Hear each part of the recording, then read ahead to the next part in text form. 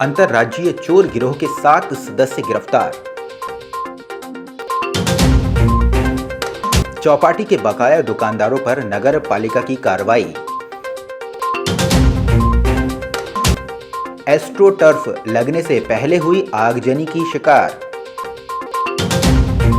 वारासिवनी क्षेत्र में कुछ दिनों पूर्व हुई चोरी के मामले में पुलिस ने गंभीरता से लेते हुए पुलिस अधीक्षक समीर सौरभ के मार्गदर्शन में व अतिरिक्त पुलिस अधीक्षक विजय डाबर के नेतृत्व में टीम गठित कर मुखबिर तंत्र को मजबूत कर अंतर्राज्यीय चोर गिरोह के 7 लोगों को गिरफ्तार कर ज्वेलर्स दुकान में हुई चोरी का पूरा मशरूका सोने चांदी के जेवरात बरामद करने में सफलता प्राप्त की है। इस संबंध में पुलिस अधीक्षक समीर सौरभ ने गुरुवार को पुलिस कंट्रोल रूम में पत्रकार वार्ता आयोजित कर जानकारी दी कि वारासिवनी थाना में ग्राम नेवर गांव निवासी आशीष पिता पूरन लाल उर्कुड़े 32 वर्ष ने शिकायत दी थी। 6-7 जनवरी की दरमियानी रात अज्ञात चोरों ने जेवरात दुकान का शटर तोड़कर दुकान में घुसकर सोने चांदी के जेवरात चोरी कर लिए थे। इस मामले में वारासिवनी पुलिस ने साइबर सेल की मदद से 7 आरोपियों को गिरफ्तार कर चोरी का मशरूका व चोरी में उपयोग की गई कार, कट्टा व तलवार भी जब्त की है। संपत्ति संबंधी अपराधों में इनका रिकॉर्ड है। उनको बुलाया जाता था, यहाँ पर ये फोन करके उनको बुलाते थे और जो पोटेंशियल टारगेट्स हैं आइडेंटिफाई करके और फिर उनके यहाँ पर चोरी करवाई जाती। इस वाले जो मैटर हुआ है जिसमें हम लोगों ने बड़े गिरोह को पकड़ा है, उसमें कुल 6 लोग ऐसे थे जो कि जालौन से आए थे और पूरी टीम की बहुत लगातार दिन रात लगे रहने के कारण हम लोग उसको ट्रैक कर पाए। इनिशियल पूछताछ में जो उनका मेन बंदा इकबाल और भी हम लोग पूछताछ कर रहे हैं, तो इन लोगों ने इस बात को एक्सेप्ट किया है कि और भी चोरियां हैं बालाघाट और वारासिवनी लालबर्रा क्षेत्र में जिन्होंने उन्होंने कार्य किया। नगर पालिका द्वारा दुकान व मकानों सहित अन्य बकाया टैक्सों की वसूली के लिए सख्त रवैया अपनाया जा रहा है। 3 दिन पूर्व ही शहर के बड़े बकायादारों की सूची नगर पालिका द्वारा शहर में पोस्टर लगाकर सार्वजनिक की गई है। नगर पालिका सीएमओ दिशा डहरिया के नेतृत्व में नगर पालिका के अमले ने गुरुवार को काली पुतली चौक में स्थित चौपाटी में दुकान संचालित करने वाले दुकानदारों द्वारा काफी समय से बकाया टैक्स जमा नहीं करने पर उनके खिलाफ कार्रवाई कर दुकान को सील कर दिया है। दुकानदारों पर हुई कार्रवाई से अन्य बकायादारों में हड़कंप मच गया है। शहर मुख्यालय के नगर पालिका स्कूल के हॉकी खेल मैदान को एस्ट्रो टर्फ बनाने के लिए काफी समय से काम चल रहा है। टर्फ का कार्य पूर्णता की ओर ही था और मैदान में टर्फ लगने के लिए करीब 2 माह पूर्व से आकर नगर पालिका स्कूल परिसर में बास्केटबॉल ग्राउंड में रखी हुई थी। एस्ट्रो टर्फ में गुरुवार की सुबह आग लगने से लाखों रुपए की नुकसानी हो गई है, जिससे जिले के हॉकी खिलाड़ियों व खेल प्रेमियों का टर्फ मैदान का सपना अधूरा रह गया है। इस संबंध में नेहरू स्पोर्टिंग क्लब के महासचिव विजय वर्मा ने नगर पालिका स्कूल के बच्चों पर बीड़ी सिगरेट पीने के चलते आग लगने का आरोप लगाया है। टर्फ वालों की ही गलती है इसमें, जो टर्फ का अलग से ठेका है, इसमें बिल्डिंग के ठेकेदार का कोई रोल नहीं है, लेकिन टर्फ के जो ठेकेदार हैं उनका एक आदमी यहाँ पे है ऑलरेडी, सूर्यवंशी जी करके, तो वो ग्राउंड की नपाई उपाई कर ही रहे थे। उसी समय ही आग लगी और मैं लगभग खेल युवक कल्याण विभाग जा ही रहा था, तो मुझे सूचना मिली कि तुरंत लौट गया। वहीं स्कूल के प्रभारी प्राचार्य शैलेंद्र राहंग डाले ने स्कूली विद्यार्थियों पर लगाए गए आरोप को सिरे से खारिज करते हुए कहा है कि हॉकी संघ इसकी सुरक्षा करे।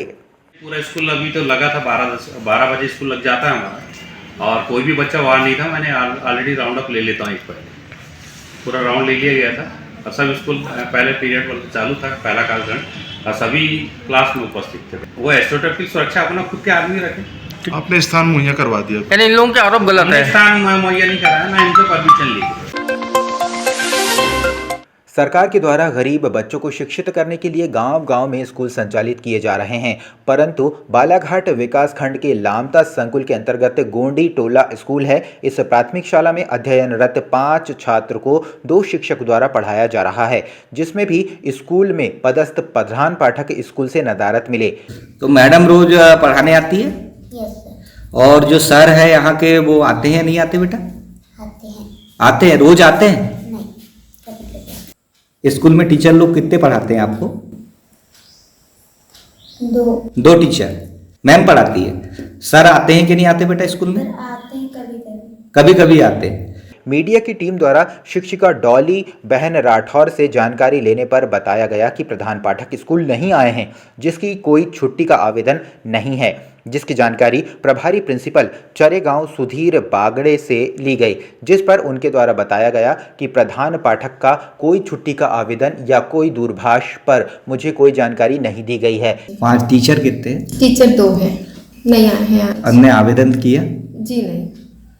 इस बारे में आपको बोला भी नहीं कि मैं नहीं आ रहा हूँ छुट्टी? कोई सूचना नहीं दी गई थी। इसके पश्चात सरपंच ग्राम पंचायत नेवरगांव श्रीमती संगीता बलराम जी से पंचायत में जाकर जानकारी लेने पर बताया गया, पहले भी हमारे द्वारा ग्राम पंचायत से पंचनामा बनाकर प्रशासनिक अधिकारी को शिकायत की थी, लेकिन उनके ऊपर कोई कार्रवाई नहीं की गई। नारायण सिंह मरसकोले ग्राम गोंडी टोला का निवासी है। स्कूल के ही करीब में ही उसका निवास मकान है। बच्चों से भी जानकारी लेने पर बच्चों द्वारा बताया गया कि सर कोई भी टाइम में स्कूल आते हैं और कोई भी टाइम चले जाते हैं। ऐसी स्थिति को देखते हुए बच्चों के भविष्य के साथ खिलवाड़ ना हो, इसके ऊपर दंडात्मक कार्रवाई कर उन्हें दूसरी जगह पदस्थ किया जाए। पहले भी वहाँ पे कार्रवाई हुई थी, हम लोगों ने पंचनामा भी बनवाए थे, पर आगे कोई प्रोसेस नहीं हुई उसकी। भरवेली थाना अंतर्गत भरवेली में बीती रात पायली निवासी परवेज खान सहित अन्य युवाओं के द्वारा विश्व हिंदू परिषद कार्यकर्ता के साथ मारपीट करने के मामले में हिंदूवादी संगठनों व ग्रामीणों द्वारा इस मामले का विरोध करते हुए भरवेली बंद कर आरोपियों पर कड़ी कार्रवाई करने की मांग की गई। पुलिस ने आरोपियों को गिरफ्तार कर लिया था। पुलिस ने परवेज खान पर इसके पूर्व भी अन्य मामलों में अपराध दर्ज होने की बात कही। पुलिस ने गुरुवार को आरोपियों को जुलूस निकाला। इस दौरान हिंदूवादी संगठनों के पदाधिकारी व भरवेली के ग्रामीणों ने असामाजिक तत्वों द्वारा की जा रही गुंडागर्दी पर पूरी तरह अंकुश लगाने की मांग की है। कि गांव जागरूक हो गया है, कि गांव तेज हो गया है, ये बताने के लिए हम सब यहाँ इकट्ठे हुए और उन पर कड़ी से कड़ी कार्रवाई की अपेक्षा के साथ हम यहाँ पर अपनी बातें रख रहे हैं। तो ये अपनी वो स्कॉर्पियो गाड़ी से आए 8-10 लड़के और बोलते हैं तुम यहाँ पर विश्व हिंदू परिषद और जय श्री राम बहुत बोल रहे हो, ऐसा वैसा, तुम्हारी जय श्री रामगिरी खत्म कर देंगे, इस टाइप की उन्होंने मेरे से बात की है। मेरे पे आक्रमण करने वाले कम से कम 5 से 6 लोग थे। वो लोग पुलिस की कार्रवाई संतुष्ट है, बस अब ऐसा सब पब्लिक है साथ में खड़ी है, सब नाराजगी जता रहे हैं, कार्रवाई धीरे हो रही है। संपूर्ण घटनाक्रम में थाना भरवेली में एफआईआर पंजीबद्ध की गई थी और रात को ही सभी आरोपियों को राउंड अप कर लिया गया था। चूँकि फैमिली के साथ में थे और सभी दुकानदार और भरवेली की जो जनता है उनका ये आरोप था कि ये आए दिन भरवेली के अंदर आतंक मचा के रखे थे और किसी न किसी दुकानदार को और ग्राहकों को परेशान करते थे। उसी संबंध में आज इनकी जो गिरफ्तारी की गई थी, गिरफ्तारी करने के पश्चात जब इनको कोर्ट ले जाया जा रहा था उसी दौरान जो है वैधानिक कार्रवाई की गई है गिरफ्तार करके। पूर्व में भी 1-2 अपराध इन पर घटित है, अभी हम इनका पूरा आपराधिक रिकॉर्ड निकाल रहे हैं। शहीद भगत सिंह जिला चिकित्सालय के परिसर में बनाई जा रही 15 करोड़ की लागत से बिल्डिंग का नवनिर्माण कार्य का निरीक्षण करने के लिए गुरुवार को पूर्व सांसद कंकर मुंजारे पहुंचे, जहां उन्होंने करोड़ों की लागत से बनाई जा रही बिल्डिंग का निरीक्षण किया। साथ ही विभागीय अधिकारियों से फोन के माध्यम से चर्चा की। इस संबंध में पूर्व सांसद कंकर मुंजारे ने बताया कि जिला चिकित्सालय परिसर में बनाई जा रही बिल्डिंग का भुगतान में विभाग की ओर से लेट लतीफी की जा रही है। उक्त बिल्डिंग में लगने वाली जरूरत की सामग्री भी विभाग ठेकेदारों को उपलब्ध नहीं करा रहे हैं। बालाघाट जिले का एक अच्छा चिकित्सालय बन रहा है, ठेकेदार के द्वारा अच्छा कार्य किया जा रहा है, साथ ही विभाग के अधिकारियों के द्वारा किसी प्रकार से साथ नहीं दिया जा रहा है, बल्कि राशि में भी पीछे हटते हुए दिखाई दे रहे हैं। भुगतान नहीं हो रहा है ठेकेदार का, फिर उसका टाइम डिजाइन मिल पाया है, पेड़ नहीं हटा जा रहे हैं यहाँ से, तो उसका निरीक्षण हमने किया अभी। वर्क तो ठीक है सब कुछ, लेकिन इसमें विभाग जो है पेमेंट के मामले में पीछे है और जो इसकी और ज़रूरत की चीज़ें जो है वो उपलब्ध नहीं करा रहे हैं। लालबर्रा में गोंडवाना स्टूडेंट्स यूनियन ने छत्तीसगढ़ के हंसदेव क्षेत्र में आदिवासियों के विस्थापन, पेड़ पौधे कटने पर रोक लगाने गुरुवार को दोपहर 1 बजे लालबर्रा तहसीलदार को महामहिम राष्ट्रपति के नाम ज्ञापन सौंपा। ज्ञापन में उल्लेख है कि भारत देश के आदिवासियों को विकास के नाम से, राष्ट्र के नाम से, फैक्ट्री के नाम से, अभयारण्य के नाम से, राष्ट्रीय पार्क के नाम से, रोड के नाम से, बांध के नाम से, पर्यावरण के नाम से, टाइगर प्रोजेक्ट के नाम से, भारतमाला परियोजना के नाम से, बिजली उत्पादन, खनिज उत्पादन, नक्सलवाद के नाम से तथा धर्म के नाम से आदिवासियों की जल, जंगल, जमीन से विस्थापन पर रोक लगाई जाए।